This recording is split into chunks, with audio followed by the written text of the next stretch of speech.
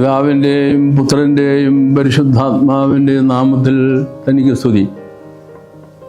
ഞായർ പള്ളിക്കൂടത്തിലെ എൻ്റെ കുഞ്ഞു കൂട്ടുകാരെ ക്രിസ്തുവേശുവിൽ സ്നേഹവന്ദനം.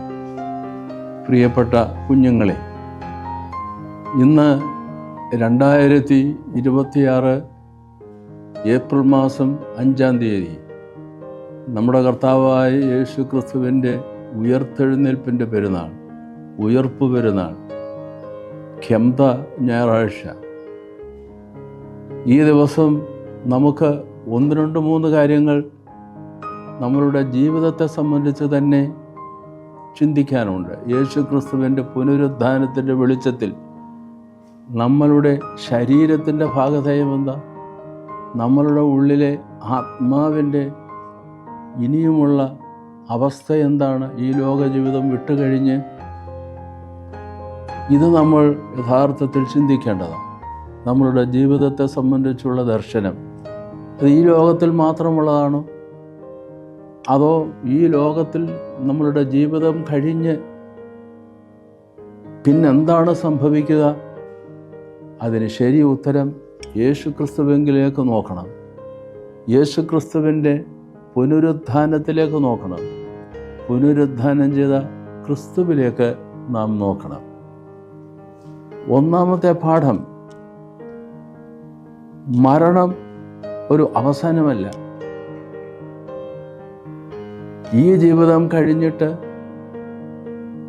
വേറെ അത്യുദാത്തവും ഉത്കൃഷ്ടവുമായ അപ്രമേയമായ ഒരു സുന്ദരമായ ജീവിതത്തിലേക്ക് നമ്മൾ ഉൾപ്രവേശിക്കുകയാണ്. വേറൊരു വിധത്തിൽ പറഞ്ഞാൽ ജീവിതത്തിൻ്റെ 2-ാം ഘട്ടം ആരംഭിക്കുകയായി മരണത്തോടുകൂടെ എന്ന് നമ്മൾ പറയണം.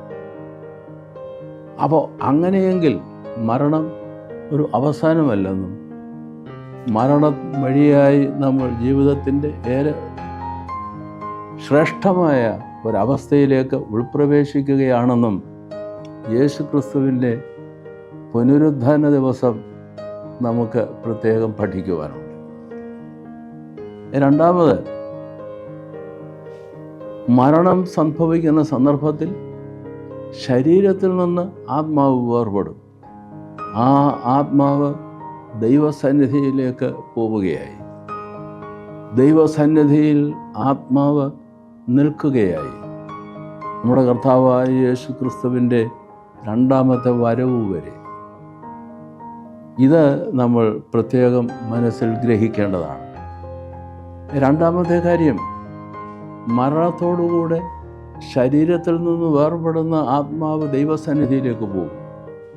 പക്ഷെ ഈ ശരീരത്തിന് എന്ത് സംഭവിക്കും?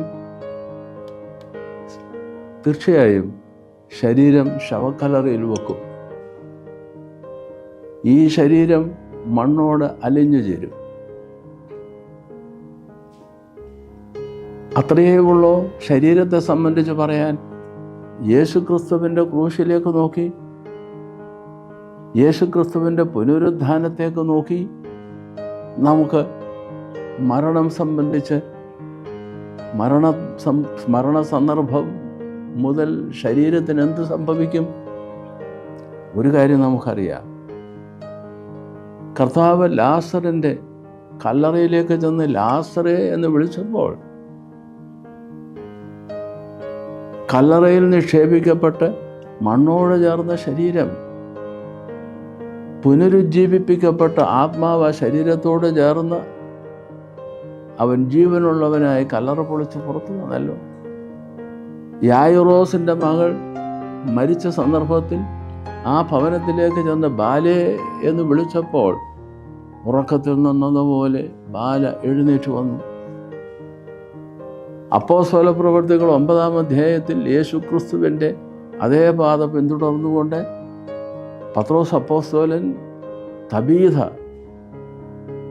എന്ന് വിളിക്കപ്പെടുന്ന സഭയുടെ ചരിത്രത്തിലെ ആദ്യ ശിഷ്യ എന്ന നാമത്തിന് അർഹയായ തബീഥ, അവൾ മരിച്ചു. ശവത്തിൻ്റെ നേരെ തിരിഞ്ഞ് പത്രോസ് തബീഥേ എന്ന് വിളിച്ചപ്പോൾ ഉറക്കത്തിൽ നിന്നതുപോലെ അവൾ ഉണർന്നെഴുന്നേറ്റു. അപ്പോൾ ശരീരത്തിന് എന്ത് സംഭവിക്കും? യേശുക്രിസ്തുവിൻ്റെ പുനരുദ്ധാന സന്ദർഭത്തിലേക്ക് നാം നോക്കണം. കർത്താവ് മരിച്ചു ക്രൂശിൽ. 3-ാം ദിവസം ആ ശരീരം ആത്മാവോട് ചേർന്ന് ശരീരം തേജസ്കരിക്കപ്പെട്ട് ഉയർത്തെഴുന്നേറ്റു എന്ന് നാം കാണുന്നു. അതിന് മുന്നോടി എന്നോണമാണ് തബീഥയുടെ ഉയർത്തെഴുന്നേൽപ്പും അതുപോലെ തന്നെ ലാസറിൻ്റെ ഉയർത്തെഴുന്നേൽപ്പും യായിറോസിൻ്റെ മകളുടെ ഉയർത്തെഴുന്നേൽപ്പും എന്ന് നമുക്ക് കാണാൻ സാധിക്കും. അപ്പോൾ യേശു ക്രിസ്തുവിൻ്റെ പുനരുദ്ധാനം, ആദ്യഫലം ക്രിസ്തു, പിന്നെ ക്രിസ്തുവിനുള്ളവർ അവൻ്റെ രണ്ടാമത്തെ വരവ്. ഇതൊരു യാഥാർത്ഥ്യമാണെന്ന് കാണിച്ചു തരുന്ന സംഭവങ്ങളാണ് വേദപുസ്തകത്തിൽ തന്നെ നമുക്ക് കാണാൻ സാധിക്കുന്നത്. മറ്റൊരു കാര്യവും കൂടെ നമ്മൾ ഇതിനോട് ചേർത്ത് വയ്ക്കണം. യേശു ക്രിസ്തുവിൻ്റെ പുനരുദ്ധാനം ചെയ്ത കർത്താവ്,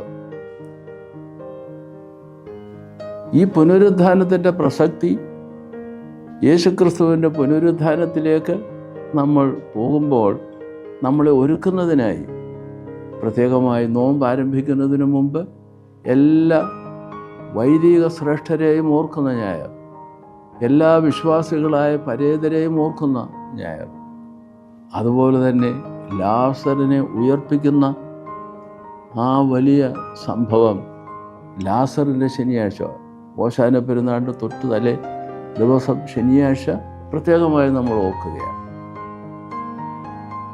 അതുപോലെ തന്നെ ഇന്നലെ അറിയിപ്പിൻ്റെ ശനിയാഴ്ച എന്നാണ്, ദുഃഖ ശനിയാഴ്ച എന്നല്ല സഭ വിളിക്കുന്ന, അറിയിപ്പിൻ്റെ ശനിയാഴ്ച.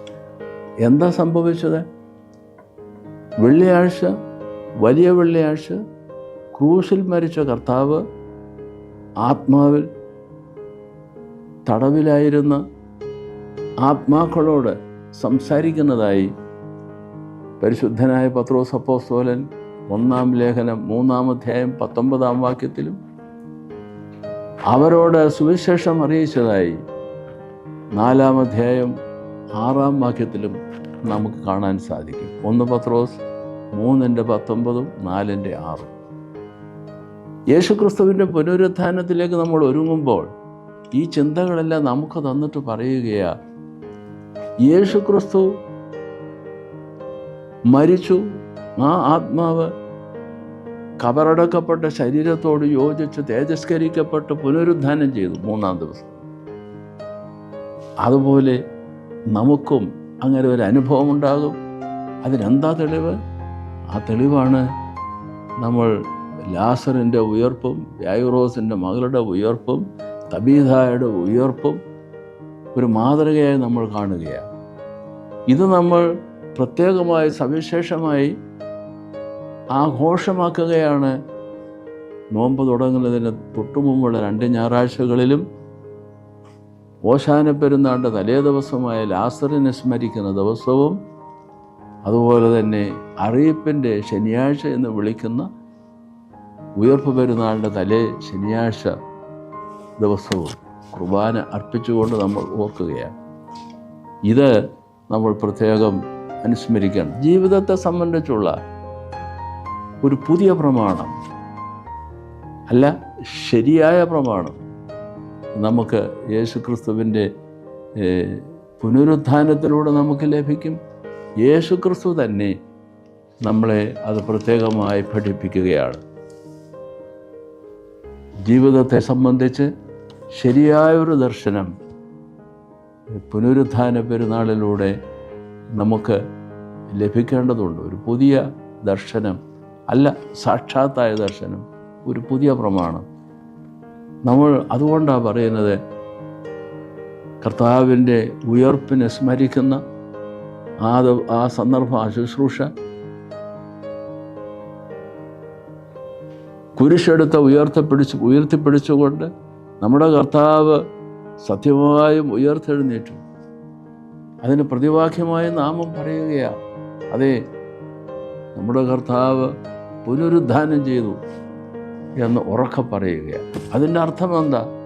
കർത്താവ് പുനരുദ്ധാനം ചെയ്തതുപോലെ ഞാനും കർത്താവിൻ്റെ രണ്ടാമത്തെ വരവിൽ കർത്താവ് എന്നെ പേർ ചൊല്ലി വിളിക്കും. എൻ്റെ ശരീരം, ഈ മണ്ണോട് ചേർന്ന ശരീരം പുനരുദ്ധരിക്കപ്പെട്ട് തേജസ്കരിച്ച് ആത്മാവിനോട് ചേർന്ന് കർത്താവിൻ്റെ രണ്ടാമത്തെ വരവിൽ അവരെ സ്വീകരിക്കുവാൻ ഒരുങ്ങി പുറപ്പെട്ടു. ഇതുമുള്ളവരെ, നമ്മുടെ കർത്താവായ യേശു ക്രിസ്തുവിൻ്റെ ഉയർപ്പ് പെരുന്നാൾ ആഘോഷിക്കുന്ന ഈ ദിവസം യേശു ക്രിസ്തുവിൻ്റെ പുനരുദ്ധാനം ചെയ്ത കർത്താവിൻ്റെ ജീവിതത്തിൽ നിന്ന് നമ്മളൊരു വലിയ പാഠം പഠിക്കുകയാണ്. ഉയർത്തെഴുന്നേറ്റ കർത്താവിനെ നോക്കി പറയുകയാണ്, കർത്താവിൻ്റെ ആ ഭാഗധേയം, ആ ഒരു അവസ്ഥ എൻ്റെ ജീവിതത്തിനും എനിക്ക് ലഭിക്കുവാൻ ഞാൻ കാത്തിരിക്കുകയാണ്, ഒരുങ്ങിയിരിക്കുകയാണ്.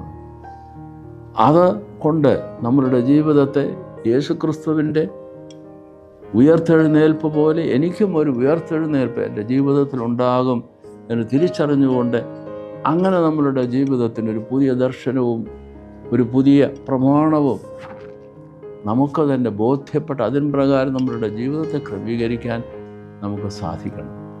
നമ്മുടെ കർത്താവായ യേശു ക്രിസ്തുവിൻ്റെ പുനരുദ്ധാനം അത് നമ്മളുടെ ജീവിതത്തെ സമ്പൂർണമായി